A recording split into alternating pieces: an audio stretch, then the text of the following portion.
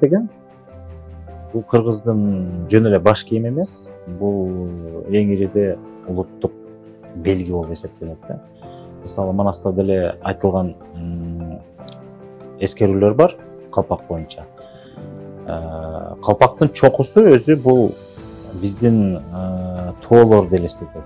Эзели ак мөңгүсү кетпеген бийик чокулуу тоолорду, биздин Теңир тообузду, Ала тообуздун элесин билдирет.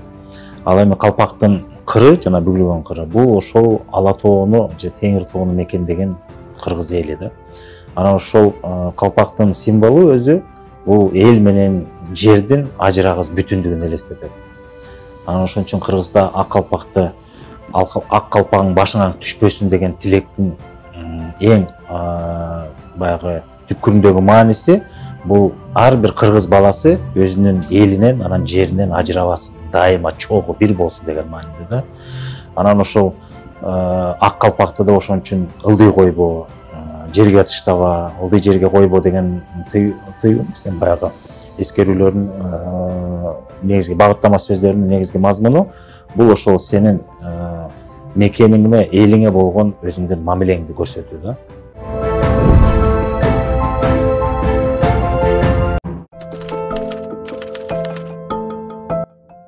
Ак калпак деп айтылат, себеби баягы мөңгү ак болгондон кийин элеси акты түшүндүрөт түсү. Ал эми кыюулардын өңдөрү ар кандай болот.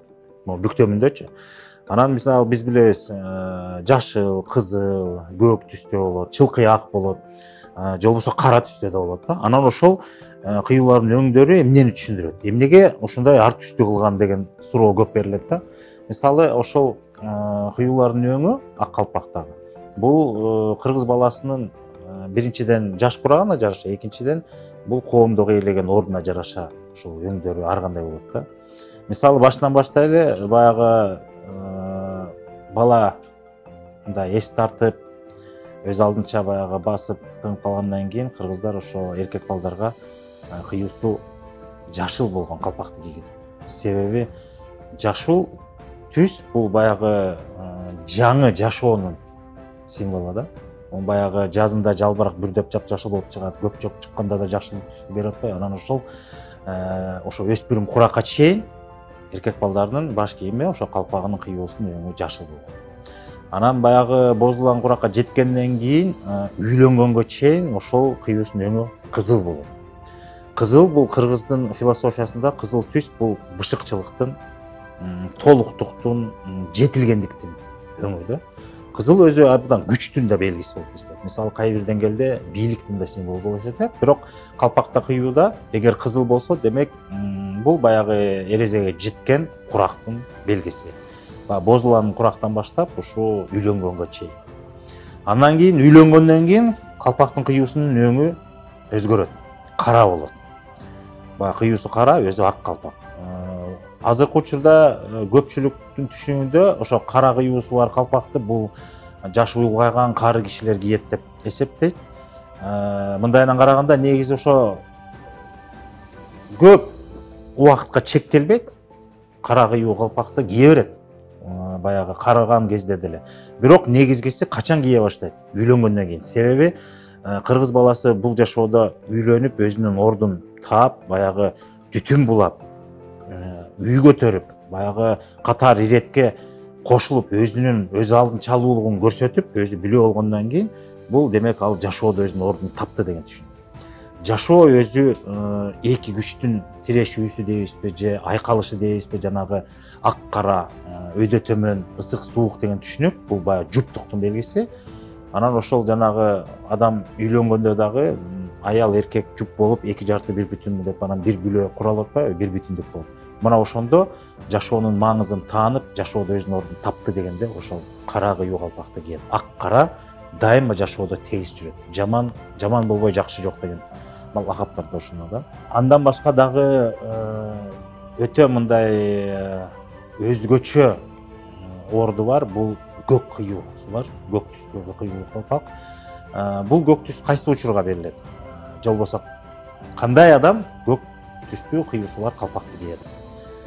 Көк деген түс бул өзү асмандын белгиси. Бул бийиктикти, тазалыктын, арулуктун белгиси. Ошон үчүн кыргызда көк кыюусу бар калпакты мындай элге өзгөчө эмгеги сиңген акылман даанышмандарга же баягы жол баштаган жол башчыларга же бир эрдик көрсөткөн бир баатырлар болобу, ушундай бир эрдик көрсөткөн учурда жигиттердин калпактарынын кыюусу көк түстө белгиленет.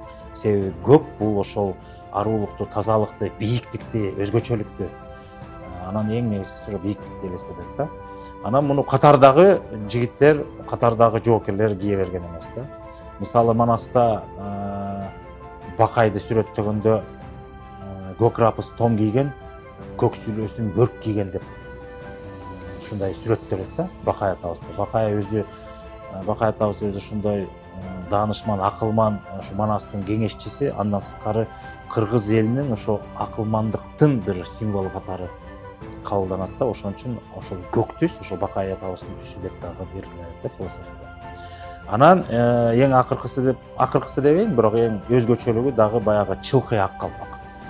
Чылкый ак калпак эч башка өң түс кошулбаган, бул жаш куракка чектелбейт, бул адамдын коомдогу ээлеген өзгөчө ордуна тиешелүү болот. Бул көбүнө эсе бийликтин символу.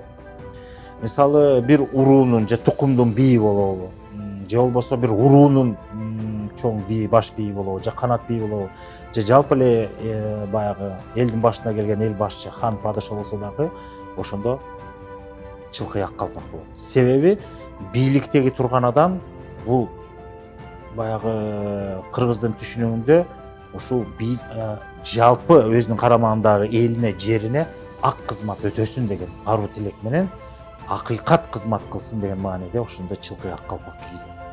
Анын оюнда, тилегинде, анын иш кыймылында эч бир мындай бүдөмүк болбош керек. Актыктан, акыйкаттыктан башка эч нерсе болбош керек деген аруу тилек менен ошондой ак калпак кийишкен.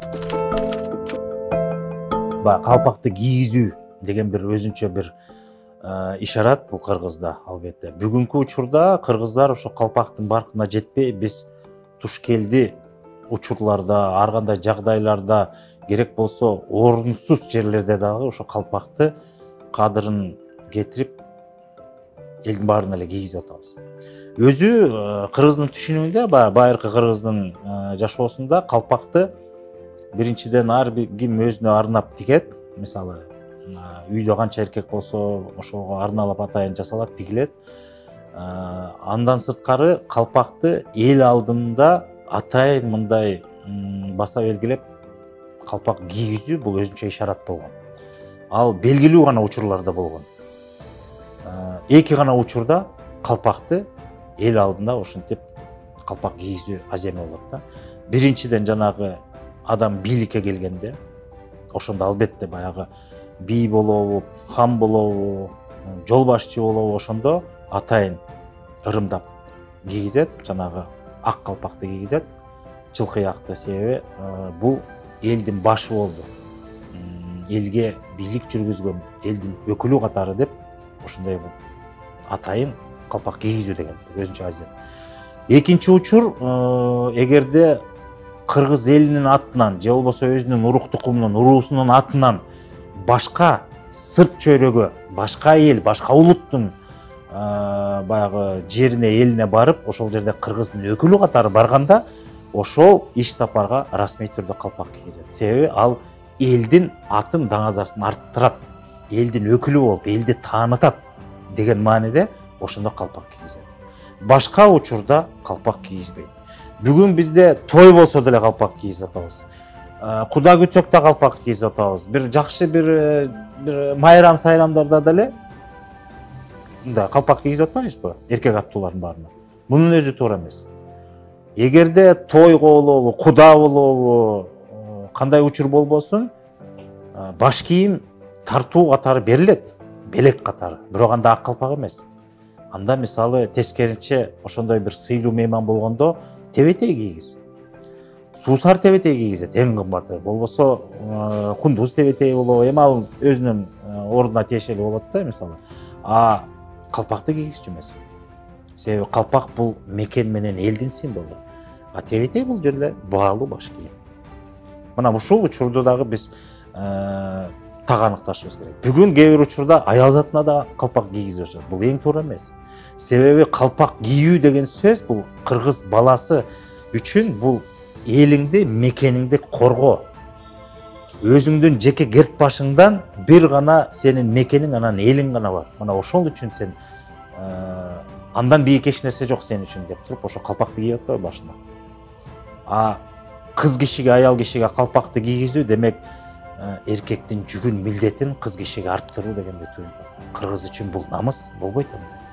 Кандай кыйын аял заты болбосун, баатыр болобу, баягы эр айым деген түшүнүктөр да бар кыргызда. Эрдик кылган айымдар болгон аял затынанчы, бирок ошондой учурда да калпак кийгизген эмес да. Ооба, аял затынан чыккан баатырлар болгон, эл башчылар болгон, бирок калпак негизги бул эркектин милдетинде. Калпак эмес, элди, мекенди коргоо. Эркектин милдетинде, ошол эл менен мекендин символу бул калпак болгон соң, бул эркектин баш кийими катары кабылданган. Азыркы учурда, советтик доордон баштап, азыркы учурга чейин кээ бир кишилер калпактын чокусун түшүрүп кийишет да. Бул дагы туура эмес деп айтып коюшум керек, себеби илгери кыргыздар калпактын төбөсүн түшүрүп кийген мезгил бул өзгөчө мезгил болгон. Жөнү жок эле калпактын төбөсүн мындай ылдый түшүрүп кийген эмес. Белгилүү гана шартта кийген. Бүгүн аны кыргыздар баягы мода деп, баягы Европадан келген баш кийимдерден шляпанын элесинде түбүн тупуш деп төбөсүн басып кийип атат, же болбосо азыркы ыңгайсыз абалда ошондой калпактын төбөсү бийик болуп, ошондой эле коомдук унааларга түшкөндө ошонун эсептенби билбейм, ошо төбөсүн түшүрүп кийишет да. Бул туура эмес, себеби негизги мааниси кыргыздар жоготуу болгондо кыргызда аза күтүү белгиси катары калпактын төбөсүн түшүрүп коет. Бул эмнени түшүндүрчү? Кыргыздар жоготууга учураганда, аза күткөн учурда асказоом кулады деген түшүнүк бар. Бул ушундай бир эң жакын, эң бир бел болгон, эң бир баягы жашоодо түркүк тирек болгон адамын жоготкондо ошо асказоом кулады дейт да. Ошо асказоом тоонун кулашы бул ошол жанагы калпактын элесинде чокусу болуп атпайбы? Ошо чокустун төбөсүн түшүрүп койгону, калпактын төбөсүн түшүргөн. Ошол асказоом кулады деп бул аза күткөн белгисин туюнткан. Илгери ошондой калпактын төбөсү түшүрүлгөн адамды көрсө, алыстан байкап, ошондо түшүнгөн экен бул киши аза күткөн мезгилинде экен деп. Анан баягы ошо жакынынан баягы аза мезгилин бүтүп, чоң ашын бергенден кийин анан калпактын кайра төбөсүн өйдө чыгарып кадимкидей анан кийчү да. Мына ушул нерсени илгерки доордо ошо кыргыздар баш кийимден, ошо калпактан эле көп нерсени окуп билип көрчү экен. Андан сырткары кыргызда дагы бакай калпак деген түшүнүк бар. Мына бакай калпак бул катардагы калпактардан өзгөчөлөнгөн, анын бою, тигилиши дагы, бою мындай чокусу, төбөсү өтө шокшокой бийик болот да. Бул бакай калпакты эми өзү аты атап тургандай, бул абдан кадыр өткөн элдик адамдар гана кийчү. Бунун мааниси ошо катардагы элден төбөсү көрүнгөн адамдар, демек ал кылган кызматы менен, көрсөткөн бир эрдиги менен, же болбосо бир даанышман, акылмандыгы менен бир элге жол көрсөтүп, баягы капилеттен сөз тапкан, караңгыда жол тапкан деп бакайды сүрөттөгөндөй, ошондой бир чоң кызмат өткөн адамдар ошондой бир даңазалуу деңгээлге жеткенде ошондой бакай калпак кийгизет. Себеби ушул элдин төбөсү көрүнгөнү ким экен деген суроо берилгенде деп калпагынан эле көрүп билип койчу экен да.